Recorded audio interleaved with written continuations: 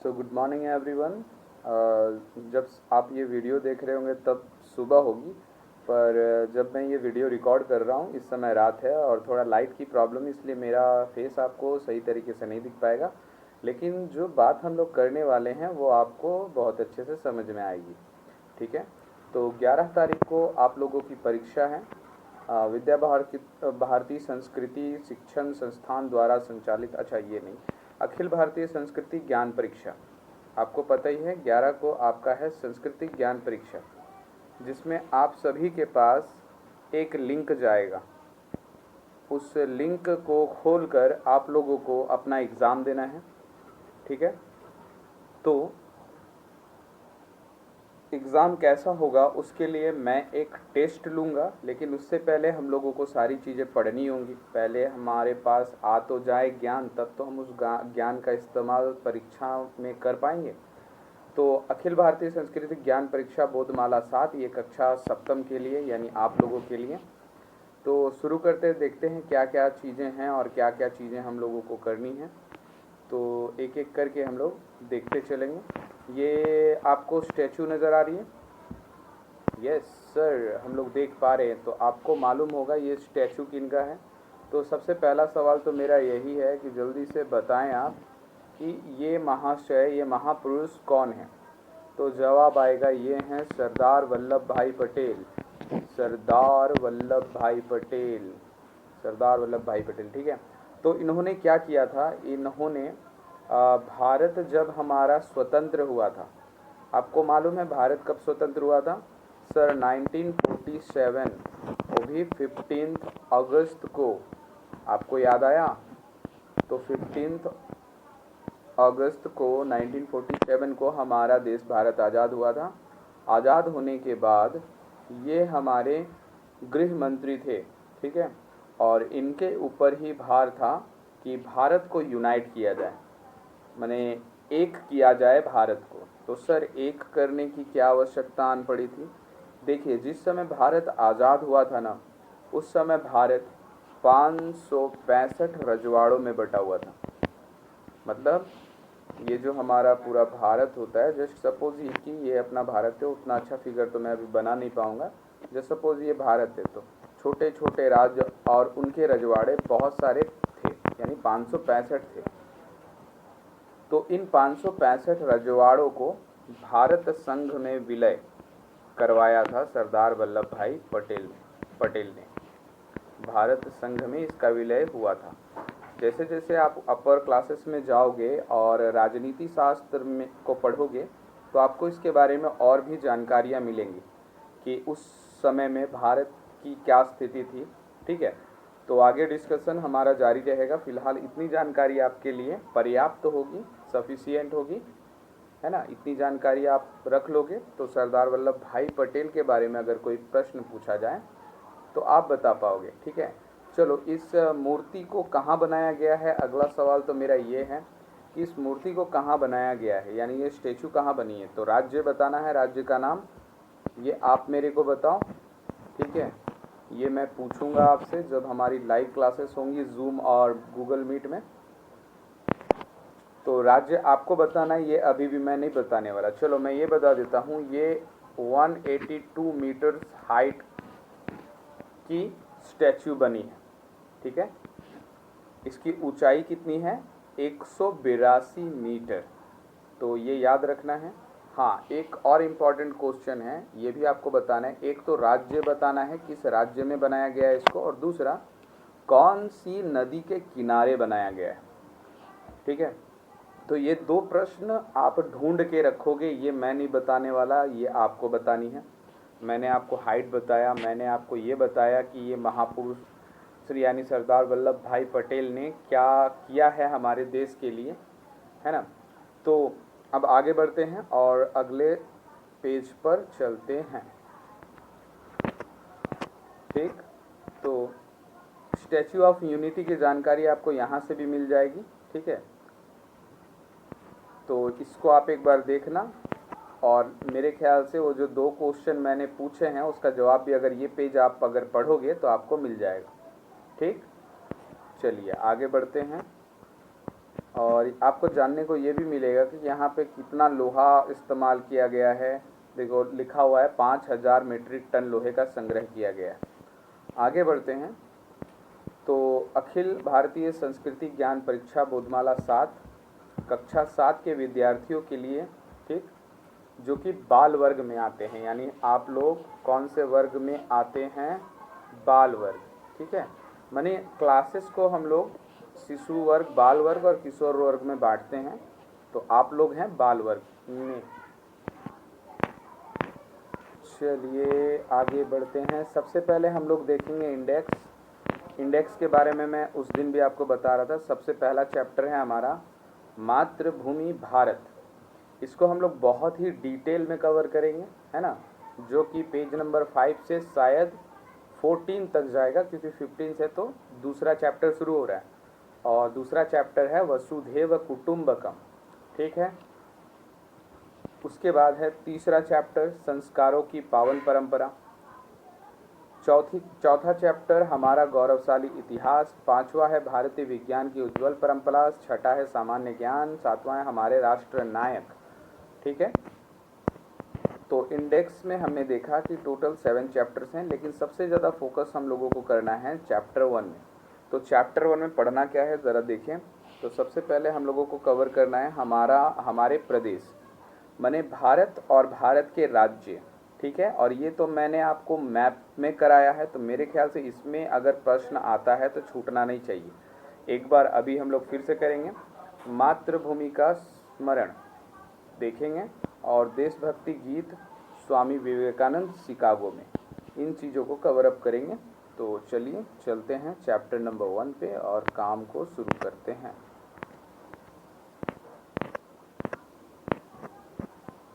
मातृभूमि भारत, एक श्लोक है, वंदे जननी भारत धरणी सस्य श्यामला प्यारी, नमो नमो सब जग की जननी कोटि कोटि सुतवारी।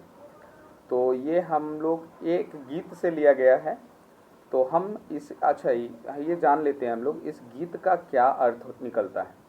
तो इस गीत का अर्थ है, हम कितने सौभाग्यशाली हैं कि हमारा जन्म उस पुण्य भूमि भारत में हुआ जहाँ देवता भी जन्म लेने के लिए ललायित रहते हैं।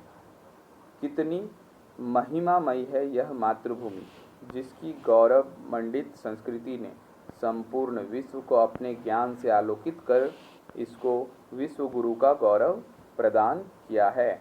तो सबसे पहला प्रश्न मेरा यहाँ बनेगा कि भारत को विश्व गुरु का गौरव प्राप्त है। ये मैं आपको फिल इन द ब्लैंक्स के यानी खाली स्थान के रूप में भी दे सकता हूँ, ठीक है। तो या मैं क्वेश्चन के रूप में पूछ सकता हूँ कि भारत को विश्व गुरु क्यों कहा जाता है।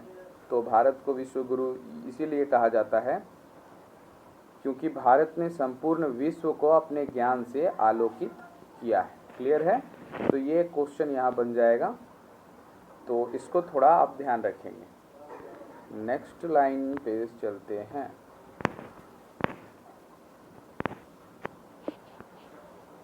प्रत्येक भारतीय को यह देश प्राणों से भी प्यारा है, इसका कण कण पवित्र है।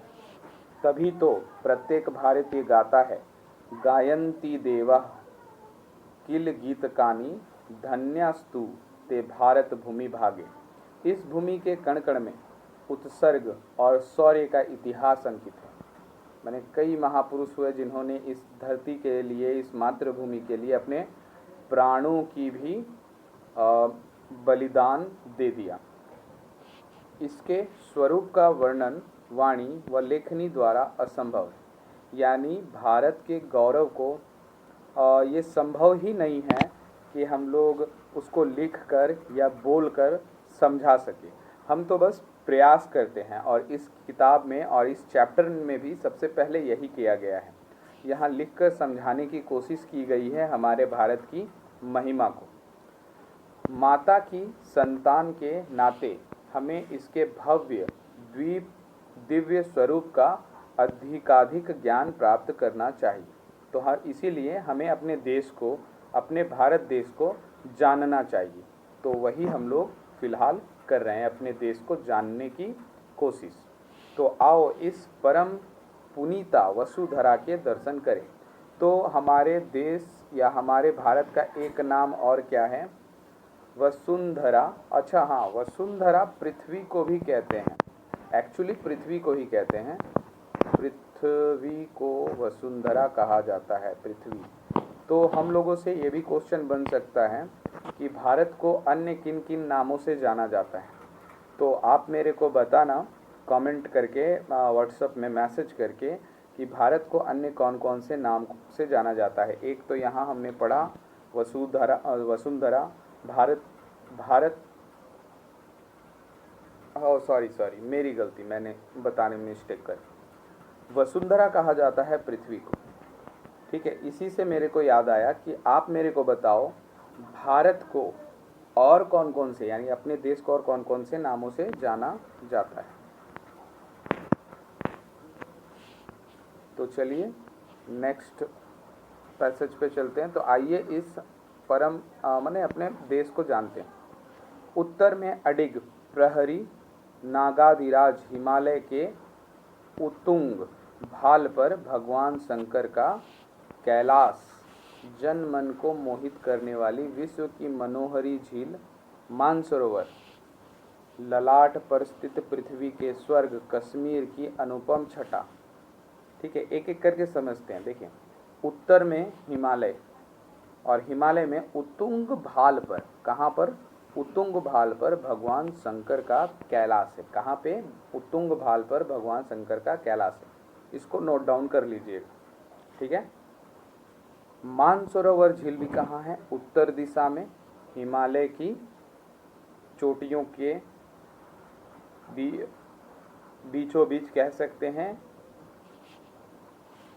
और ठीक उसी हिमालय की श्रृंखला में कश्मीर, जो कि हमारे भारत देश के या भारत के ऊपर वाले हिस्से को बहुत ही सुंदर बना देता है।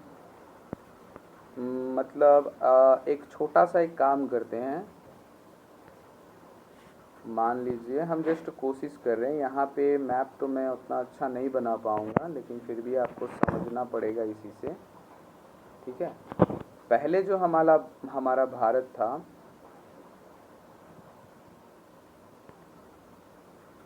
जस्ट अ मिनट,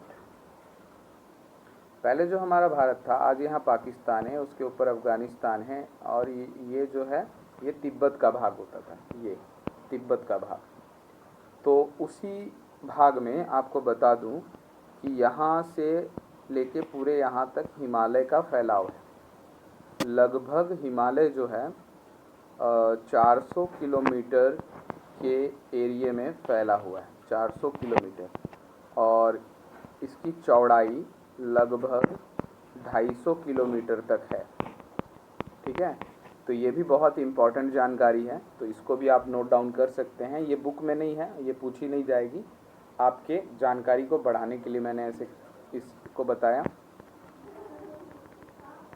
तो भारत और हिमालय की स्थिति आपने देखी। तो यहीं पे हिमालय की चोटियों में एक चोटी है उत्तुल भाल, वहाँ पर कहा जाता है भगवान शंकर जी का कैलाश है, जहाँ भगवान शंकर जी का निवास है। उसके बाद इसी हिमालय में, इन्हीं चोटियों में कहीं मानसरोवर झील, तिब्बत के पास मानसरोवर झील है।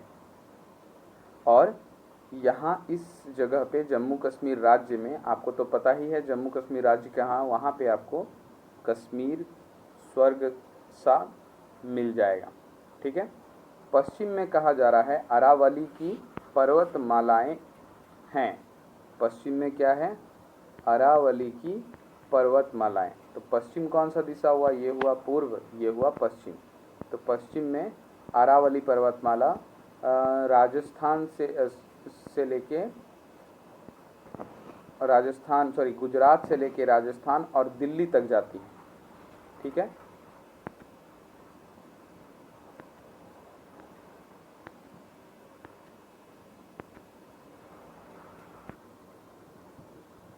आगे उत्तर और पश्चिम में हमने देखा,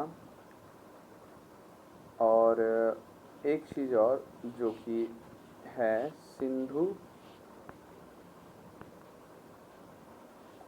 सिंधु सागर भारत के पश्चिम में, यानी यहाँ पे जिसको हम लोग अरब सागर कहते हैं, उनका एक नाम और दिया जा रहा है सिंधु सागर। तो ये भी याद रखना, ये भी इम्पॉर्टेंट बात है, कौन से दिशा में कौन सी चीज़ें हैं। एक बार हम लोग पूरा पढ़ लें, उसके बाद एक बार अच्छे से डिस्कस करेंगे। पूर्व में असम का मनोरम छटा, मध्य प्रदेश में करधनी की भांति सुशोभित विंध्य पर्वतमालाएं तथा दक्षिण में अहरनिश माँ के चरणों का प्रच्छन्न करती हिंदू महासागर की उत्तल तरंगे, और वहीं पर विश्व को भारतीय संस्कृति का गौरव मंडित ज्ञान प्रकाश देने वाली स्वामी विवेकानंद की पुण्य स्मृति का जागृत केंद्र कन्याकुमारी है। ये सब प्रकृति के अद्वितीय उपहार हैं। तो सबसे पहले देख लेते हैं, ये कुछ फिजिकल चीज़ों का नाम आया है, तो चलते हैं। मान लीजिए ये अपना इंडिया है, ठीक है। तो इंडिया के उत्तर में हमने देखा हिमालय में ही शंकर जी का निवास स्थान कैलाश, उतुंग भाल पर, और फिर पूर्व में असम का मनोरम छटा बोला जाता है। उसके बाद यहाँ देखा विंध्या की पर्वतें, अरावली और विंध्या की पर्वतें पश्चिम भाग में, ठीक है। और पश्चिम में ही अरब सागर, इधर है बंगाल की खाड़ी जिसको इंग्लिश में कहा जाता है बे ऑफ बंगाल, ठीक है, बे ऑफ बंगाल। और ये हो गया अरब सागर, यानी हिंदी में अरब सागर और इंग्लिश में कहते हैं अरेबियन सी, तो अरब सागर। और नीचे जहाँ पे भारत माँ का माने कहा जाता है कि ये है, तो यहाँ पे हिंद महासागर है। तो ये कुछ फिजिकल कंपोनेंट्स थे जो मालूम होने ही चाहिए, इनसे भी प्रश्न बन सकता है। आपसे पूछा जा सकता है कि विंध्या की पर्वतें कौन सी दिशा में है, तो पश्चिम की ओर है। अब आगे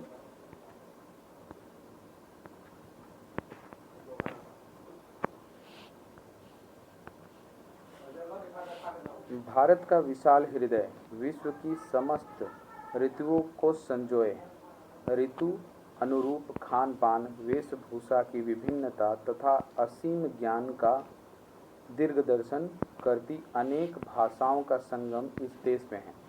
अनेकानेक मत मतांतरों को आत्मसात करता हुआ विश्व का प्राचीनतम राष्ट्रीय भारतवर्ष ही है, जो हमें अनेक महापुरुषों एवं उनकी तपस्या से स्थापित उन मान बिंदुओं का सहज ही स्मरण कराता है जिनके कारण हमारी एकात्मकता अनछुण है। मैंने भारत में आप बहुत सारा डाइवर्सिटी देखती हो, और डाइवर्सिटी में ही कहा जाता है यूनिटी है ना, असमानता में ही एकता है। मैंने जैसे जैसे समय के साथ भारतवर्ष में लोग आते गए, बसते गए, यहाँ की संस्कृति में भी बहुत सारे बदलाव देखने को मिलते हैं, और बहुत ही प्राचीन संस्कृति मानी जाती है जिसमें हमेशा कुछ न कुछ आप नयापन देखते हो। यहाँ पे विभिन्न ऋतुएं होती हैं, जैसे आपने देखा ही होगा कि आप या सुना ही होगा कि लोग कहते हैं कि भारत में सिर्फ गर्मी, बरसात और ठंडा, जैसे बाकी सारे देशों में होता है, केवल 3 ही ऋतु होती है बाकी देशों में, गर्मी यानी समर, विंटर और रेनी। लेकिन भारत में कहा जाता है कि 5 से 6 ऋतुएं होती हैं। एक आ जाता है वसंत ऋतु, फिर ठंडे के ऋतु को भी 2 भागों में बांटते हैं, एक शरद ऋतु बोल देते हैं।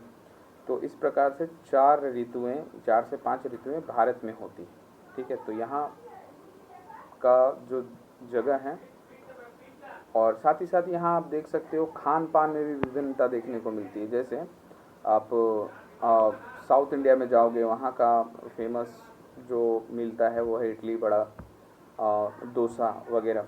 उत्तर भारत में दाल चावल, उसी तरह पंजाब में सरसों की रोटी, सरसों का साग और रोटी, है ना।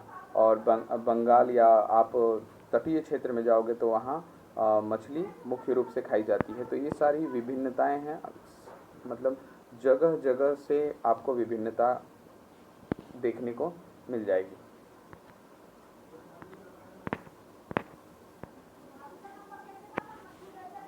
ठीक है, अब आगे बढ़ते हैं और इसको देखते हैं। अयोध्या मथुरा माया, काशी कांची अवंतिका, वैशाली द्वारिका ध्येया, पूरी तक्षशिला गए। तो इस श्लोक में जो भी सप्तपुरियाँ कहलाती हैं या जो भी तीर्थ स्थल हैं या प्राचीन भारत के महत्वपूर्ण नगर हैं वो आ जाते हैं। जैसे अयोध्या, आपको और हमें याद रखनी है कि ये अयोध्या किस राज्य में आता है। तो अयोध्या आता है उत्तर प्रदेश में। माया है हरिद्वार, या माया को ही हरिद्वार कहा जाता है, वो है उत्तराखंड में। कांची तमिलनाडु में है। वैशाली बिहार, जगन्नाथपुरी जो है ओडिशा में है। ये तो बड़ा आराम से याद रहेगा आपको। ये झारखंड का बगल वाला स्टेट, यानी कि जिस स्टेट में मैं रहता हूँ, मैं उड़ीसा में रहता हूँ और आप जस्ट उड़ीसा के बगल झारखंड में रहते हो, तो ये बड़ा आसानी से आपको याद रहेगा, इसको याद रखिएगा। गया जो है वो बिहार में है, ठीक है। मथुरा उत्तर प्रदेश में। अच्छा, मथुरा में शायद कृष्ण जी थे, या कृष्ण जी मथुरा के ही राजा थे, तो कृष्ण जी से याद रखिएगा, उत्तर प्रदेश का नाम आएगा, ठीक है। काशी उत्तर प्रदेश में है। अवंतिका जिसको उज्जैन भी कहा जाता है, ये मध्य प्रदेश में है। द्वारिका जो है ये गुजरात में है। तक्षशिला जो है ये पश्चिमी पंजाब यानी पाकिस्तान, आज के डेट में ये पाकिस्तान में है, ठीक है। तो आपको मैं होमवर्क देता जा रहा हूँ, कल जब हम लोग या बाद में जब हम लोग लाइव क्लास में मिलेंगे तो इसमें से मैं आपसे जो हमारे प्राचीन नगर हैं या जो स्थल हैं उनका और उनके राज्यों का नाम पूछने वाला हूं, तो आप इसको तैयार कर लोगे, ठीक है। तो तीर्थ स्थल है तो प्राचीन बहुत इसको बढ़िया से आप कर लेना, क्योंकि ये आप श्लोक तो आपको याद ही होगा, केवल आपको याद करना है कि कौन से राज्य में कौन सा तीर्थ आता है, ठीक है। तो माया को आजकल हरिद्वार कहा जाता है, अवंतिका को आजकल उज्जैन कहा जाता है और द्वारावती को आजकल द्वारका कहा जाता है, ठीक है। तो ये बातें भी आपको याद रखनी है।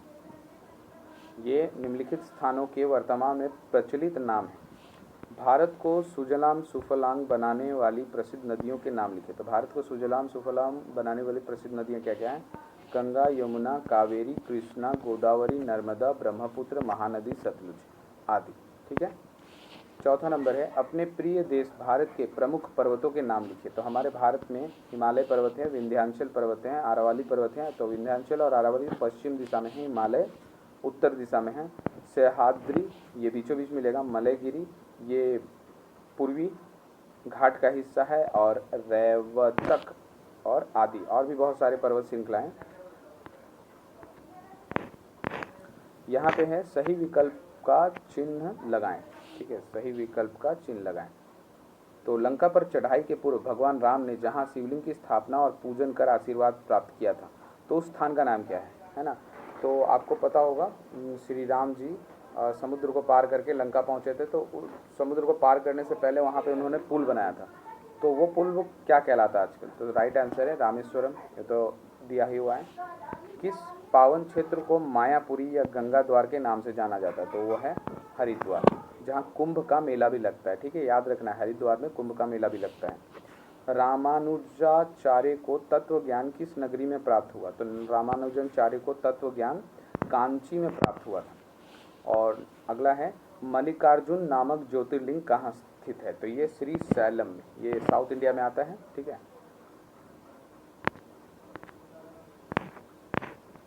आगे है, निम्नलिखित प्रश्नों के उत्तर बताएं। केदारनाथ किस प्रदेश में स्थित है? तो केदारनाथ उत्तराखंड में है, याद कीजिए साल 2014 में यहाँ पे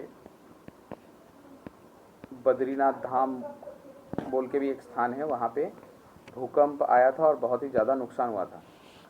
हुंड्रू जलप्रपात किस नदी पर और कहाँ स्थित है? तो हुंड्रू से याद रखिएगा ये झारखंड में है और वो भी स्वर्ण रेखा नदी पर, ठीक है, स्वर्ण रेखा नदी पर। आप अगर जमशेदपुर गए होंगे तो वो जो नदी जमशेदपुर से जाती है वही है स्वर्ण रेखा नदी, और वो झारखंड रांची में है, ठीक। रांची झारखंड रांची में वो जलप्रपात देखने को मिलता है। प्राचीन खजुराहो मंदिर कहाँ स्थित है और किस राज्य में स्थित है? तो ये मध्य प्रदेश में स्थित है, छतरपुर। ठीक, छतरपुर डिस्ट्रिक्ट है और राज्य मध्य प्रदेश। गंगा सागर में किस अवसर पर मेला लगता है? तो गंगा सागर पर मकर संक्रांति पर मेला लगता है। चलिए, ये भी स्लाइड हमारा खत्म हुआ। नेक्स्ट स्लाइड पे चलते हैं। आगे है रिक्त स्थानों की पूर्ति कीजिए। तो पहला क्वेश्चन, भारत की सांस्कृतिक एकता के प्रतीक 4 मठों की स्थापना डैश ने की थी। तो ये आप पिछले साल भी ये सारी चीज़ें पढ़ चुके हो, है ना? तो आपका मेरे ख्याल से रिपीटेशन है। आप याद करो, पिछले साल भी लगभग यही सारे क्वेश्चंस थे। तो ध्यान से देखिए, आपको याद आएगा और अच्छे से प्रैक्टिस करेंगे तो काफ़ी सारे क्वेश्चंस का जवाब हम लोग दे पाएंगे। तो भारत की संस्कृति एकता के प्रतीक 4 मठों की स्थापना आदि शंकराचार्य ने की थी। दूसरा प्रश्न है, भारत की सांस्कृतिक एकता के प्रतीक 4 धाम उत्तर में क्या है? बद्रीनाथ। दक्षिण में रामेश्वरम। ठीक है, दक्षिण में रामेश्वरम। अभी हमने पढ़ा था रामेश्वरम की स्थापना राम जी ने करी थी। राम जी जब समुद्र को पार करने वाले थे, उससे पहले वहाँ पे उन्होंने एक भगवान शिव जी का लिंग स्थापित किया और फिर आगे बढ़े। पूर्व में जो है हमारे तरफ उड़ीसा में जगन्नाथपुरी देखने को मिलता है आपको, और पश्चिम में द्वारिका यानी गुजरात में। ठीक है, फिर आगे बढ़ते हैं। थर्ड क्वेश्चन, अपनी सांस्कृतिक एकता को प्रकट करने के लिए भारतवासी प्रत्येक 12 वर्ष बाद कुंभ के अवसर पर एकत्रित होते हैं। ये कुंभ के मेले कहाँ कहाँ लगते हैं? तो ये बहुत इंपॉर्टेंट क्वेश्चन, ये तो मान लीजिए ये आ रहा है, इसको आप नोट डाउन जरूर करना, ये आएगा ही आएगा। तो नंबर 1 पे हरिद्वार पे कुंभ का मेला लगता है, नासिक पे, प्रयाग और उज्जैन पर। ठीक है, थोड़ा सा ध्यान दीजिएगा, हरिद्वार, नासिक, प्रयाग और उज्जैन।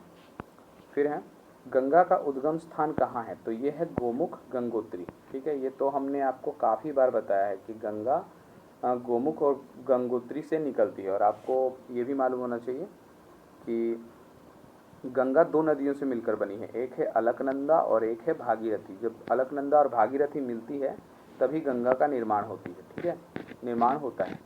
तो ये है अलकनंदा, इधर वाली, मैंने जस्ट डायग्राम खींचा है आपको समझाने के लिए। और जहाँ वो मिलती है उसको कहते हैं देवप्रयाग। तो ये स्थान कहलाएगा देवप्रयाग, और देवप्रयाग से ही गंगा शुरू होती है। तो ये आप याद रखिएगा। नेक्स्ट 5 नंबर क्वेश्चन में क्या देता है? गंगा एवं सरस्वती से डैश का संगम प्रयागराज में होता है। तो यमुना का। ठीक है, अभी मैंने बताया कि अलकनंदा और भागीरथी से मिलके गंगा बनी है। ठीक है, गंगा फिर आगे चल के सरस्वती और इधर से यमुना। ठीक है, उधर से आती है सरस्वती और इधर से यमुना से आकर मिलती है। तो कहाँ पर मिलती है? ये जगह है प्रयागराज, जिसका नाम अभी हाल फिलहाल में ही बदला गया। पहले इसको बोलते थे इलाहाबाद, और अब नाम हो गया है इसका प्रयागराज। और गंगा नदी कहाँ बनती थी? तो ये देवप्रयाग में। दोनों नाम अलग अलग है, कंफ्यूजन मत रखिएगा। देवप्रयाग में गंगा नदी 2 नदियों से मिलकर बन जाती है और बहना स्टार्ट कर देती है। लेकिन जब गंगा, यमुना और सरस्वती मिलती है तो उसके संगम को बोलते हैं हम लोग प्रयागराज, जो कि उत्तर प्रदेश में है। और पहले इलाहाबाद कहा जाता था, अब नाम बदल दिया गया है, अब कहते हैं प्रयागराज। तो ये क्वेश्चन भी आप टिक आउट कर लो, ये भी इम्पोर्टेंट है, ये भी पूछा जाएगा। छठा क्वेश्चन है, प्राचीन जम्बूकेश्वरम मंदिर कहाँ पर स्थित है? तो श्रीरंगम में स्थित है। ये साउथ इंडिया में है, आंध्र प्रदेश में।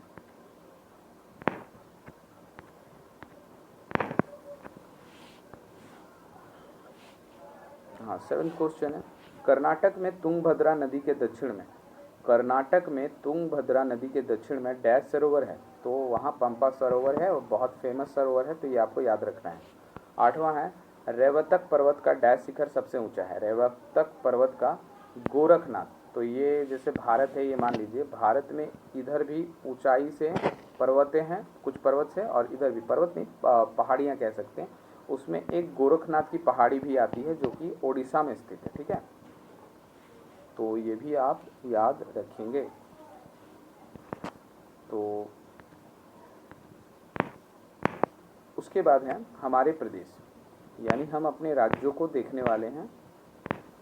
ऐतिहासिक दुर्ग और गौरवशाली इतिहास भी आएगा। तो फिलहाल मैं इस वीडियो में आगे नहीं बढ़ रहा हूँ, क्योंकि आगे और भी ध्यान से पढ़ना होगा। तो पहले इस वीडियो को आप 8 से 10 बार देखो, आपको कुछ भी रटने की आवश्यकता नहीं पड़ेगी, है ना।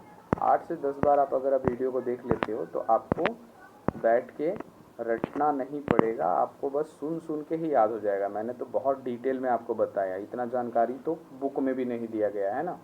तो आप ध्यान से इसको देखो, सुनो बार बार, और फिर हम लोग जब लाइव क्लास करेंगे मैं बारी बारी सबसे क्वेश्चन पूछूंगा और देखेंगे आप लोगों ने कितना किया और कितना नहीं कर पा रहे। So thank you for today.